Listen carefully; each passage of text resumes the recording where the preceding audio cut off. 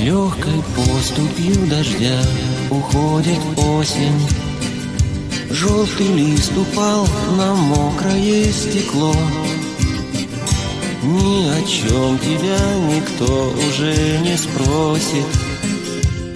Не волнуйся, то, что было, то прошло.